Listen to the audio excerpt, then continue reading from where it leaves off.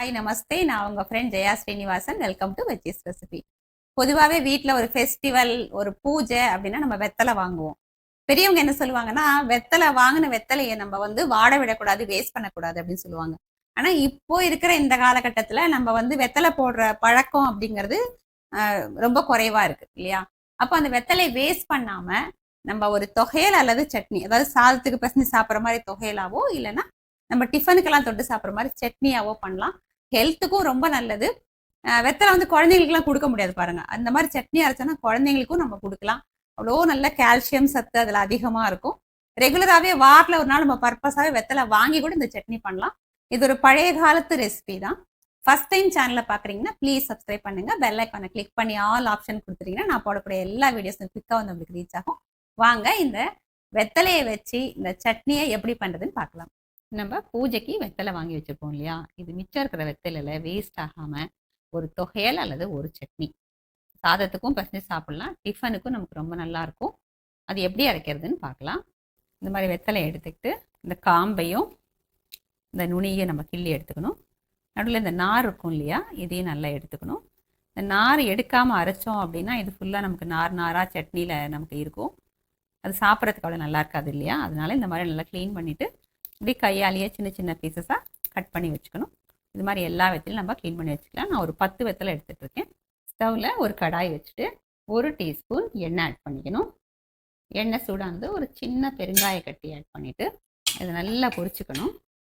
பெருங்காயம் பொரிஞ்சதுக்கப்புறம் 2 table spoon உளுத்தம்பருப்பு, 1 டேபிள் ஸ்பூன் கடலைப்பருப்பு, ஒரு 7-8 காஞ்ச மிளகாய் ஆட் பண்ணிக்கணும். பருப்பு நல்லா செவந்து வர்ற வரைக்கும் நம்ம நல்லா வறுத்துக்கணும். பருப்பு ஓரளவு செவந்து வந்ததுக்கப்புறம் 1 டீஸ்பூன் நான் வெள்ளை எள்ளு சேர்த்துருக்கேன். நம்ம கருப்பு எள்ளு கூட வேணாலும் சேர்த்துக்கலாம். மல்லி விதை 1 டீஸ்பூன்.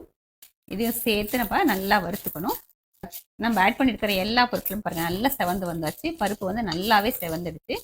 இந்த ஸ்டேஜில் நம்ம ஸ்டவ் ஆஃப் பண்ணிக்கலாம். ஸ்டவ் ஆஃப் பண்ணதுக்கு அப்புறம் 1/2 டீஸ்பூன் மிளகு, 1/2 டீஸ்பூன் ஜீரகம் ஆட் பண்ணிக்கணும். இந்த சூட்லேயே ஜீரகமும் மிளகும் நல்லா வறுப்பட்டுடும். நம்ம வறுத்த எல்லாத்தையுமே ஒரு மிக்ஸி ஜாருக்கு ட்ரான்ஸ்ஃபர் பண்ணிக்கலாம்.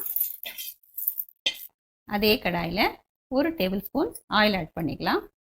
எண்ணெய் சூடானதும் ஒரு 3 மீடியம் சைஸ் தக்காளியை இந்த மாதிரி பெருசு பெருசாக கட் பண்ணி ஆட் பண்ணிக்கலாம். நல்லா கொஞ்சம் ஃப்ரெஷ்ஷான கருவேப்பிலை கொஞ்சம் ஆட் பண்ணிக்கலாம். இது எல்லாத்தையும் நல்லா வதக்கிக்கணும். தக்காளி நல்லா சாஃப்டாகணும், அந்த அளவுக்கு நம்ம வதக்கிக்கணும். இப்போ இந்த சட்னிக்கு தேவையான அளவு உப்பு நம்ம தக்காளியிலே போட்டோம் அப்படின்னா தக்காளியும் சீக்கிரம் வதங்கிடும். 1/4 டீஸ்பூன் மஞ்சள்தூள். ஒரு தடவை எல்லாத்தையும் நல்லா மிக்ஸ் பண்ணி விட்டுடலாம். ஒரு சின்ன பீஸ் புளி இந்த தக்காளியோடையே ஆட் பண்ணிக்கலாம். நல்லா ஒரு தடவை வதக்கி வச்சிட்டோம்னா தக்காளியோட சேர்ந்து இந்த புளியும் நல்லா சாஃப்டாக வெந்துடும். இந்த அளவுக்கு தக்காளி நமக்கு வதங்கினதும் நம்ம கட் பண்ணி வச்சுருக்கோம் இல்லையா, அந்த வெத்தலை பீசஸ் எல்லாத்தையும் ஆட் பண்ணிக்கணும். ஸ்டவ் ஃப்ளேமை சிம்மில் வச்சுட்டு இது எல்லாத்தையும் நல்லா வதக்கிக்கணும். வெத்தலையிலே காரம் இருக்கும். நம்ம மிளகும் ஆட் பண்ணியிருக்கோம், மிளகா வத்தலும் ஆட் பண்ணியிருக்கோம். நல்லா காரம் பார்த்து உங்களுக்கு தகுந்த மாதிரி ஆட் பண்ணிக்கோங்க. தக்காளி வெத்தலை எல்லாமே நல்லா வதங்கி நல்லா சாஃப்டாக ஆயாச்சு. இப்போ ஸ்டவ் ஆஃப் பண்ணிடலாம். கொஞ்சம் நல்லா சூடு ஆறட்டும். பருப்பெல்லாம் நல்லா சூடு ஆறியாச்சு. இதை நம்ம கோர்ஸாக ஃபஸ்ட்டு அரைச்சி எடுத்துக்கலாம். இந்த அளவுக்கு நம்ம கோர்ஸாக அரைச்சி எடுத்துக்கணும். நம்ம வதக்கி வச்சுருக்கிற தக்காளியும் வெத்தலையும் நல்லா சூடு ஆறியாச்சு. இதையும் இப்போ மிக்ஸி ஜாருக்கு ட்ரான்ஸ்ஃபர் பண்ணிக்கலாம். இதையும் இப்போ நல்லா அரைச்சி எடுத்துப்போம். பாருங்கள், நல்லா இந்த மாதிரி அரைச்சி எடுத்துக்கணும். நம்ம வேணும்னா நம்ம இதில் தண்ணி ஆட் பண்ணிக்கலாம். இது சாதத்துக்கு பிசைஞ்சு சாப்பிட்றோம், நம்ம இப்படியே யூஸ் பண்ணிக்கலாம். இல்லை டிஃபனுக்காக அப்படின்னா கடுகு நம்ம தாளித்து கொட்டிக்கலாம். தண்ணி வேணாலும் நம்ம ஆட் பண்ணிக்கலாம்.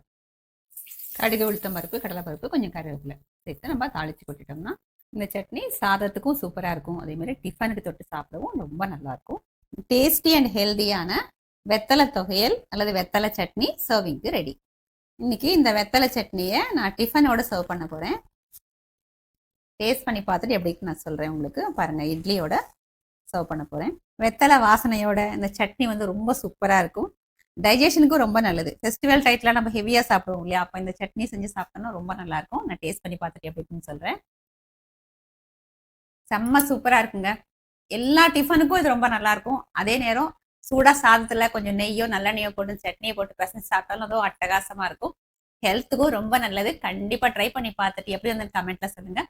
லைக் பண்ணுங்கள், உங்கள் ஃப்ரெண்ட்ஸ் அண்ட் ஃபேமிலியில் ஷேர் பண்ணுங்கள். புது ரெசிபியோட நாளைக்கு நான் உங்களை மீட் பண்ணுறேன். தேங்க்ஸ் ஃபார் வாட்சிங்.